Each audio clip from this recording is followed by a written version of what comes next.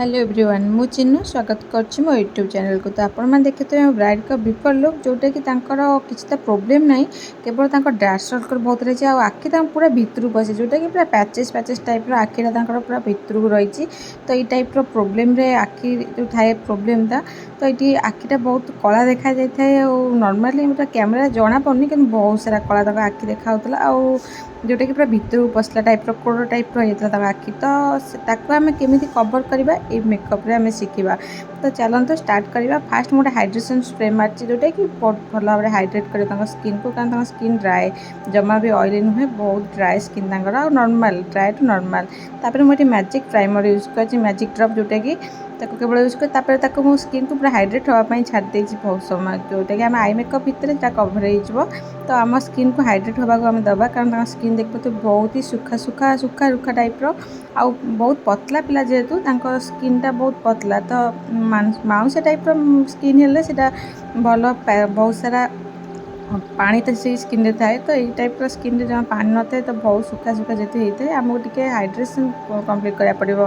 तो eye makeup रे fast मु कनसिलिंग करती, गोटे लाइट साइट कलर नहीं कि बढ़िया भाव में पूरा ब्लेंड कर आउट कर्नर रे। तो कटक्रीज दरकार ही ना, आखि अलरेडी कटक्रीज टाइप देखिपे जेहेतु भितरिया टाइप आखि तो बहुत भल भाव में कटक्रीज क्रिएट हो। तो मतलब कटक्रीज करा कौन प्रकार पड़ ना। हल्का मुझे गोटे कलर देती एपट साइड सेम कलर देती मुझे गोल्डन कलर नहीं इनर कर्नर आउट कर्नर देकी बढ़िया ब्लेंड कर सिमर कलर को से मुझे आईब्रो बंड भी दे देती। तो आई मेकअप बहुत फटाफट कंप्लीट हो जाता। तापर गोटे ब्लैक कलर शैडो नहीं गोटे विंग लाइनर क्रिएट करी बढ़िया भाव देखते भल भाव पूरा क्रिएट कर मुझे भल भाव स्मच कर गोटे छोट ब्लेंडर ब्रश सहित आउट कर्नर जमीक गोटे स्मोकी लुक आसो। तो देखते बढ़िया भाव करदे मु काजल करनी केवल आईलाइनर करी जहाँ भी एक्सट्रा डस्टअप होता मुझे रिमूव करनी गोटा टिश्यू द्वारा। तो डस्टअप निश्चय रिमूव करेंगे जदि एमती टाइप आखि तो बेसी टाइप कला देखा जाए आउ बेसी भितर को भी देखा जाए। तो काजल को जिते आम अवॉइड करेंगे सेते भल होता है।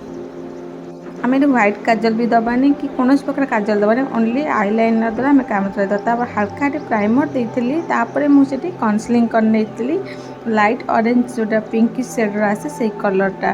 तो आप देखिए कलर तो मुझे डर्मा पैलेट नहीं मैंने डर्मा पैलेट देखिपारे कलर को। तो बहुत सुंदर भाव में बढ़िया भाव में पूरा ब्लेंड करी। तो ब्लेंड करने मत बहुत सारा प्रोब्लेम पड़ता है ऊपर को कही ऊपर को अनेला भी ब्लेंडर से जगह जाऊन। तो ब्लेंडर ये बहुत स्मॉल ब्लेंडर आप यूज करेंगे ब्लेंडिंग करने। तो तापर मुझे फाउंडेशन करी बढ़िया भाव में देखा स्किन टोन टू गोटे टोन मात्र अधिका नहीं, कारण टोन बहुत भल कूल टोन थी, बहुत सुंदर टोन भी थी। एत भल टोन रे आम अधिका फेयर करा भल नुहे, कारण मेकअप सेमती भी बहुत कम दरकार था। गणन अनुसार से मेकअप चाहते तो कौन जमी लुक चेंज न हो से टाइप मेकअप में करवा।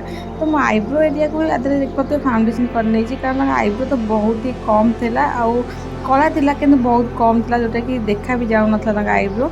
किंतु आमको आईब्रो टिके चौड़ा कर आईब्रो तो भल फाउंडेशन करनी कि मत आईब्रो करा कौन असुविधा हेनी। मुझे आईब्रो को अवॉइड कर सब लास्ट को आईब्रो मुझे अप्लाई करी।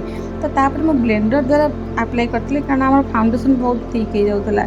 तो ब्लेंडर द्वारा अप्लाई करा कौन होता है ना, ब्लेंडर अधा फाउंडेशन को पी जाए आउ बाकी फाउंडेशन स्किन रे से अब्जर्व कराई। तो अधिका फाउंडेशन स्किन लगी न था और ब्लेंडर रे अधिका फाउंडेशन रहे ना। तो से आम जिते आम पतला लेयर चाहूँचे तो ब्लेंडर रे लगेबाटा हूँ बेस्ट। देखिए बढ़िया ब्लेंडर नहीं अप्लाई कर। हाँ से जो एरिया आमर रही ब्लैक टाइप रही आखिर तलटा सेटा आम कौन करवा ना गोटे कलर सहित स्मच कर देखिए गोटे कलर दबा द्वारा आम कौन होता है ना सीटा सामान लगी था मुँह सहित अलग देखा जाए ना।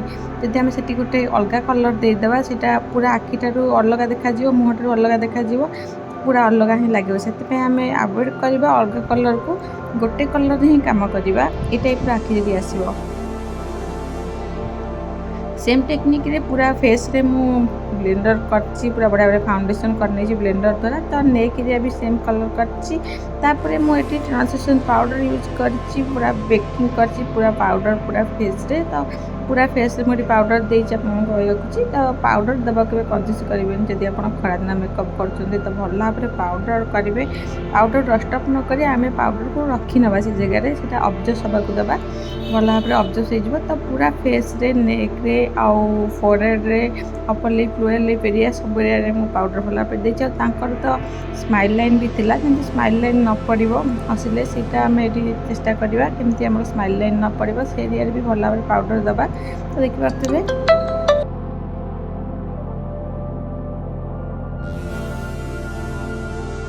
आम हाइलाइट करना तो फोरहेड को अवॉइड कर हाइलाइट रे। तो फोरहेड एरिया को आम हाइलाइट करवा कारण फोरहेड बहुत ऊंचा रही है। तो आम कौन कर केवल आम चिन area upper lip lower lip area को हाइलाइट करवा। तो हल्का हाइलाइटिंग कर तो मुझे सुगर हाइलाइटर यूज कर जोटा कि बहुत ही लाइट वेट लुक देता है। आप स्किन को लगी जाए जमी अब्जर्व सारापर जमीक आप स्किन सतरे निज स्किन ग्लो कर बहुत भल भाव में यहाँ हाइलाइट भी करता है और बहुत हल्का लुक भी देता है। तो बहुत भल लगी से तो ये हाइलाइटरटा आपने मुझे ब्लसर कर हाइलाइटर को ब्लसर कर कारण हो हाइलाइटर अधिका जमी ऊपर न देखा बहुत भल भाव अब्जर्व हो।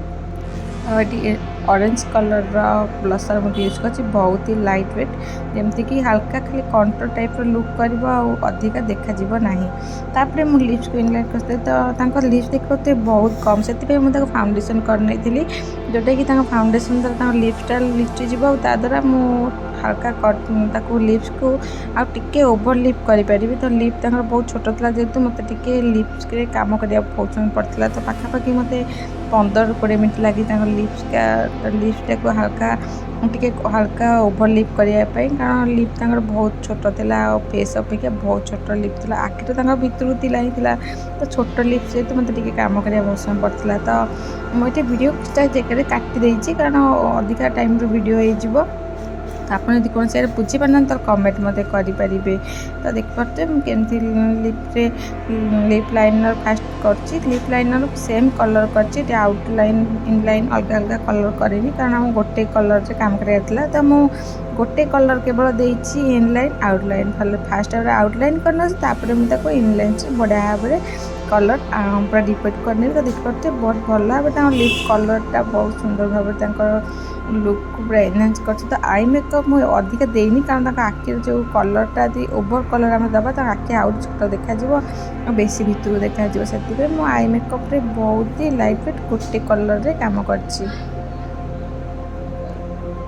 हाँ मस्करा को जो स्किप करनी तो मस्करा आम लास्ट लगे कारण आखि जो भितर को अच्छी। तो आम जब आगुआ मस्करा लगे तो फाउंडेशन कलापर पुणी से लग जाता मस्करा। तो बारंबार मस्करा करा कौन होता ना आम जो आईलैशेस अधिक मोटा मोटा गोदड़ा गोदड़ा टाइप देखा। तो आम नेचुरल जेहतु चाहूचे तो बहुत ही लाइट वेट दबा चाहूचे तो लास्ट को आम दबा से मुझे स्किप करनी। तो ये मुझे हल्का देखते मस्करा अप्लाई कर।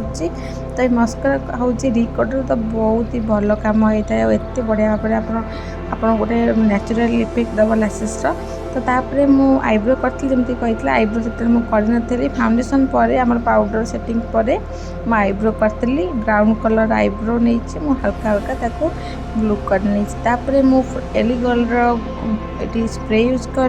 तो पूरा फेस मेकअप सैला हेयर स्टाइल वीडियो मु काली अपलोड करती तो आपण मैंने देखिपे फुल मेकअप लुक।